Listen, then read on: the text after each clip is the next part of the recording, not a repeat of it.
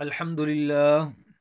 الحمد لله وكفى وسلام على عباده الذين اصطفى خصوصا على سيد الرسل وخاتم الأنبياء وعلى آله وأصحابه الأتقياء.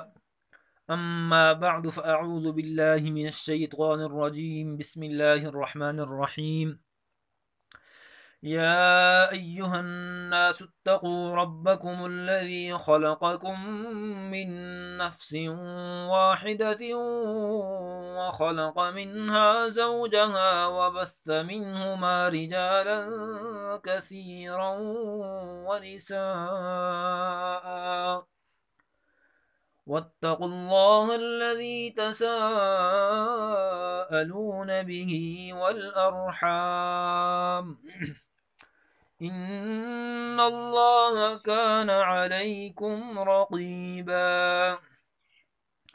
وآتوا اليتامى أموالهم ولا تتبدلوا الخبيث بالطيب ولا تأكلوا أموالهم إلى أموالكم إنه كان حوبا كبيرا. صدق اللہ العلی العظیم. یہ سورہ النساء ہے جو مدینہ منورہ میں نازل ہوئی. اس سے پہلے 51 صورتیں نازل ہو چکی تھیں اور یہ صورت 52 نمبر پر نازل ہوئی. اس صورت میں اللہ تعالیٰ نے عورتوں کے احکامات مفصل طریقے سے بیان کیے ہیں. نساء امرأتن کی جمع ہے جس کا معنی ہے عورتیں. تو یہ صورت ہے جس میں عورتوں کے بہت سارے احکامات بیان کیے گئے ہیں. اس کے علاوہ اس صورت کے اندر یتیم کے احکامات اور تیمم کے احکامات، صلاۃ الخوف، جنگ کے دوران نماز کس طرح پڑھی جائے، اس کو پڑھنے کا طریقہ کیا ہے، اسی طرح اور بھی بہت سارے وراثت کے احکامات بیان کیے گئے ہیں. غرض ہے کہ یہ صورت احکامات سے بھری ہوئی ہے. اور اس سے پہلے سورہ آل عمران ہے. سورہ آل عمران اور سورہ نساء کے درمیان ربط یہ ہے، سورہ آل عمران تقوی کے مضمون پر ختم ہوئی تھی. یا ایھا الذین آمنوا اصبروا وصابروا ورابطوا واتقوا اللہ لعلکم تفلحون. اللہ سے ڈرو، تقوی اختیار کرو تاکہ تم فلاح پا جاؤ. تو اس سورہ نساء کا مضمون بھی تقوی سے شروع ہوتا ہے. یا ایھا الناس اتقوا ربکم، اے لوگو اپنے رب سے ڈرو. ہمارے استاذ تھے جامعہ خیر مدارس ملتان میں مولانا عابد مدنی صاحب دامت برکاتہم العالیہ. وہ استاد الحدیث بھی ہیں، وہ تفسیر بھی ہیں. وہ فرماتے تھے کہ آج لوگ اعتراض کرتے ہیں کہ اسلام نے عورتوں کو حقوق نہیں دیے. کہ اگر قرآن مجید کو کھولا جائے تو قرآن مجید میں مردوں کے نام سے سورۃ الرجال موجود نہیں ہے، لیکن عورتوں کے نام سے مخصوص سورت موجود ہے، سورۃ النساء. عورتوں کے نام کے ساتھ موجود ہے سورہ النساء. اس میں سارے عورتوں کے احکامات بیان کیے گئے ہیں. تو یہ ان لوگوں کا یہ اعتراض کرنا ہی اس طرح سے غلط ہے کہ اسلام نے عورتوں کو حقوق نہیں دیے، بلکہ وہ تو اس سے بڑھ کر فرماتے تھے کہ حضور صلی اللہ علیہ وسلم کی بعثت سے قبل 3 طبقات بہت مظلوم تھے، ایک یتیم، غلام اور تیسرا عورت. اسلام نے ان 3 طبقوں کو اوپر اٹھایا ہے اور ان 3 طبقوں کے بہت زیادہ احکامات بیان کیے گئے ہیں کہ ان 3 طبقوں کا خیال کرو.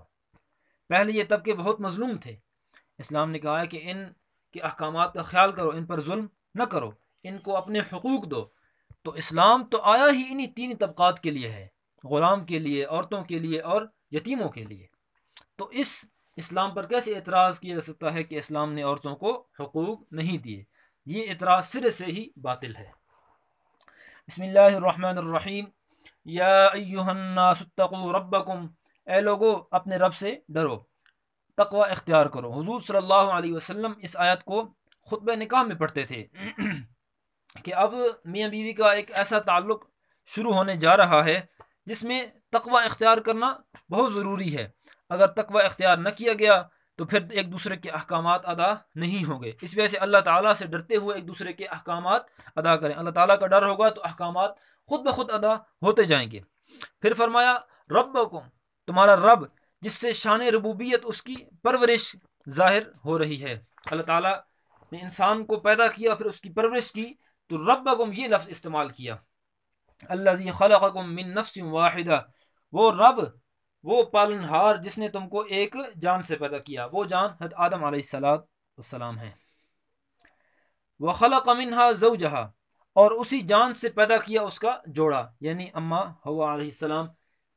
مولانا سرفراز خان صدر صاحب رحمۃ اللہ ذخیر جنان میں فرماتے ہیں کہ حضرت اما حوا کو آدم علیہ السلام کی بائیں پسلی سے پیدا کیا گیا، اور اسی طرح اور ایک تفسیر میں آتا ہے کہ حضرت آدم علیہ السلام سوئے ہوئے تھے، اور جب سو کر اٹھے تو دیکھا کہ اما حوا پاس بیٹھی ہوئی ہیں، تو آپس میں ان دونوں کے درمیان ایک قرب اور ایک انس کا تعلق پیدا ہو گیا، اور پھر ان کا آپس میں ایک تعلق پیدا ہو گیا، ایک رشتہ بن گیا۔ وَبَثَّ مِنْهُمَا رِجَالًا كَثِيرًا وَنِسَاءً، اور اسی جوڑے سے پھیلا دیے بہت سارے مرد اور عورتیں۔ وَبَثَّ مِنْهُمَا رِجَالًا كَثِيرًا، اور پھیلائے ان دونوں سے بہت سارے مرد اور عورتیں پھیلا دی۔ وَاتَّقُوا اللَّهَ الَّذِي تَسَاءَلُونَ بِهِ وَالْأَرْحَامَ، اور اللہ تعالیٰ سے ڈرتے رہو جس کا نام لے کر تم ایک دوسرے سے سوال کرتے ہو، جس کے واسطے سے، جس کا نام لے کر تم قسم اٹھاتے ہو کہ اللہ کے نام پر تم مجھے میرے حقوق دے دو، یا کوئی ویسے مانگنے والا اللہ کے نام پر مانگتا ہے تو فرمایا کہ اللہ کا نام لے کر تم ایک دوسرے سے حقوق تو مانگتے ہو، اللہ کے نام لے کر تم ایک دوسرے سے سوال تو کرتے ہو، لیکن اس اللہ سے ڈرو بھی صحیح، اس اللہ کا تقوی بھی اختیار کرو۔ والارحام، ارحام رحم کی جمع ہے، رحم وہ جگہ جہاں بچہ ماں کے پیٹ میں ولادت سے پہلے پرورش پاتا ہے۔ تو فرمایا کہ ارحام والارحام، اپنے رشتہ داروں کے بارے میں بھی خبردار رہو، اپنے رشتہ داروں کے حقوق ادا کرو، ان کے حقوق تلفی نہ کرو، ان کے حقوق نہ کھاؤ۔ ان اللہ کان علیکم رقیبا، بے شک اللہ تم پر نگران ہے، اللہ تم پر نگہبان ہے، وہ تمہیں دیکھ رہا ہے، تم رشتہ داروں کے حقوق ٹھیک ٹھیک ادا کرو۔ ایک حدیث پاک میں آتا ہے کہ لا يدخل الجنت قاطع، جو آدمی رشتہ داروں کے حقوق ادا نہیں کرتا، حقوق قرابت کی رعایت نہیں کرتا، وہ جنت میں نہیں جائے گا۔ یہ مشکوٰۃ شریف میں حدیث موجود ہے۔ اسی طرح دوسری حدیث ہے مشکوٰۃ شریف کے لا تنزل الرحمت علی قوم فیہ قاطع رحم، اس قوم پر اللہ تعالیٰ کی رحمت نہیں اترے گی جس میں کوئی قطع رحمی کرنے والا موجود ہو، رشتہ داروں کے حقوق ادا کرنے والا موجود ہو، قطع رحمی کرنے والا، رشتہ داروں کے حقوق توڑنے والا، تو اس پر اللہ تعالیٰ کی رحمت، اس قوم پر اللہ کی رحمت کبھی نہیں اترے گی۔ اور حدیث میں صلہ رحمی پر بہت زور دیا گیا ہے، رشتہ داروں کے حقوق پر بہت زور دیا گیا ہے۔ مشکوٰۃ شریف کی ایک حدیث ہے، من احب ان یبسط له فی رزقہ وینسأ له فی اثرہ فلیصل رحمہ، یعنی جس کو یہ بات پسند ہو کہ اس کے رزق میں کشادگی ہو، اس کا رزق وسیع ہو اور اس کی عمر دراز ہو، اس کی عمر لمبی ہو، تو اسے چاہیے کہ صلہ رحمی کرے۔ دیکھو نا، صلہ رحمی کا تو آخرت میں ثواب ہے ہی ہے، دنیا میں بھی دو ثواب مل گئے، کہ ایک یہ ہے کہ رزق کی تنگی بھی دور ہوتی ہے، عمر میں بھی برکت ہوتی ہے۔ تو صلہ رحمی پر بھرپور زور دیا گیا ہے قرآن و حدیث میں، صلہ رحمی کا ہر انسان کو کرنی چاہیے۔ اور ان اللہ کان علیکم رقیبا، یہ نہیں کہ صلہ رحمی لوگوں کی دیکھا دیکھی، شرما شرمی نہیں، اللہ تعالیٰ کو حاضر ناظر جان کر سچے دل کے ساتھ، جذبے کے ساتھ، صحیح نیت کے ساتھ رشتہ داروں کے حقوق ادا کیے جائیں۔ وآتوا الیتامی اموالہم ولا تتبدلوا الخبیث بالطیب، اور یتیموں کو ان کے مال دے دو، ولا تتبدلوا الخبیث بالطیب، اور بدل نہ لو برے مال کو اچھے مال سے، یتیموں کو ان کا مال دے دو۔ یعنی کہ وہ وسلم کی ایک حدیث ہے کہ لا یتم بعد احتلام، بلوغت کے بعد یتیمی نہیں ہے، بچہ جب بالغ ہو جائے پھر وہ یتیم نہیں رہے گا، جب تک نابالغ ہے اسی وقت یتیم ہے۔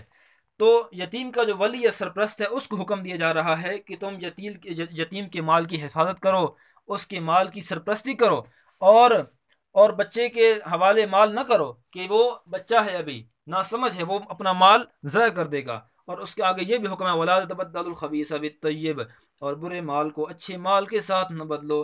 پہلے زمانے میں ایسا کرتے تھے کہ اگر یتیم کے پاس اچھی بکری ہے، موٹی تازی ہے، تو اپنی دبلی پتلی لاغر بکری اس سے تبدیل کر لیتے تھے۔ اسی طرح اگر کوئی اور سامان ہے، اپنا گھٹیا سامان ہے، وہ اس کے کھاتے میں ڈال دیتے، اور اچھا سامان اس کا اپنے کھاتے میں ڈال دیتے۔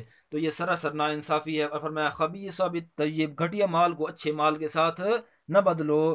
یتیم کا مال پورا پورا اس کے حوالے کرنا ہے، جو اس کا اپنا ذاتی مال ہے، چاہے اچھا ہے چاہے گھٹیا ہے، جیسا کیسا بھی ہے، وہی اس کے حوالے کرنا ہے۔ وَلَا تَأْكُلُوا أَمْوَالَهُمْ إِلَىٰ أَمْوَالِكُمْ، اور اپنے مال کے ساتھ ان کا مال ملا کر نہ کھاؤ، نہ کھاؤ ان کا مال اپنے مال کے ساتھ ملا کر۔ یہ بھی ایک حکم ہے، شروع میں یہ بھی حکم دیا گیا تھا کہ یتیم کا مال اپنے مال کے ساتھ ملا کر نہ کھاؤ، بلکہ الگ الگ طریقے سے حساب رکھو۔ تو یہ اس پر کافی مشکل ہو گئی تھی۔ پھر دوسری جگہ حکم دیا گیا ہے کہ اگر تمہیں یہ مشکل پیش آ رہی ہے تو تم اپنے مال کے ساتھ ان کا مال ملا لو، لیکن تو پھر وہ تمہارے بھائی ہیں۔ واللہ یعلم المفسد من المصلح، اللہ یہ بھی جانتا ہے کون فساد کرنے والا ہے اور کون اصلاح کرنے والا ہے۔ اللہ تعالیٰ کو یہ بات معلوم ہے کہ تم جو ملاتے ہو، اگر صحیح حساب کر کے ان کا مال اپنے مال کے ساتھ ملاتے ہو اور انہیں مال کھلاتے ہو تو یہ تو بات تو ٹھیک ہے۔ مثلا اگر یتیم 8 سال کا بچہ ہے تو 8 سال کا بچہ جتنا اپنا بیٹا کھانا کھاتا ہے، اپنا بیٹا جتنا وہ کھانا کھاتا ہے، تو اس 8 سال کے بچے کے لیے اس کے مال سے بھی اتنا وصول کیا جائے، یہ نہیں کہ اس کے مال سے زیادہ وصول کیا جائے۔ تو اللہ تعالیٰ یہ بات جانتا ہے۔ وَلَا تَأْكُلُوا أَمْوَالَهُمْ إِلَىٰ أَمْوَالِكُمْ، اور اپنے مال کے ساتھ ان کا مال ملا کر نہ کھاؤ۔ إِنَّهُ كَانَ حُوبًا كَبِيرًا، بے شک یہ بہت بڑا وبال ہے، بہت بڑا گناہ ہے۔ حوب کہتے ہیں گناہ کو، بے شک یہ بہت بڑا گناہ ہے۔ ایک حدیث پاک میں آتا ہے کہ ابو ایوب انصاری رضی اللہ عنہ نے اپنی بیوی کو طلاق دینا چاہی تو آپ صلی اللہ علیہ وسلم نے وہاں حوب کا لفظ استعمال کیا کہ یہ طلاق دینا گناہ ہے۔ تو حوب کا معنی ہے گناہ، تو یہ بہت بڑا گناہ ہے۔ تو یہاں پر یتیم کو 2 احکام دیے گئے ہیں۔ ایک تو یہ ہے کہ یتیم کے ولی کو 2 احکام دیے گئے ہیں۔ ایک تو یہ ہے کہ یتیم کے مال کی حفاظت کرے، اس کے مال اس کے حوالے نہ کرے کہ وہ ابھی ناسمجھ بچہ ہے وہ ضائع کر دے گا۔ دوسرا یہ ہے کہ وہ اگر وہ اس کو اپنے مال کے ساتھ ملانا چاہتا ہے وہ تو صحیح طریقے سے حساب کر کے وہ ملائے، اور یتیم کو وہ اس مال سے ہی کھلائے۔ پھر جب یتیم بالغ ہو جائے، سمجھدار ہو جائے، تو وہ پورا مال اس کے حوالے کر دیا جائے۔ اللہ تعالیٰ سے دعا ہے کہ اللہ تعالیٰ ہمیں ان تمام احکامات پر عمل کرنے کی توفیق عطا فرمائے۔ وآخر دعوانا ان الحمد للہ رب العالمین۔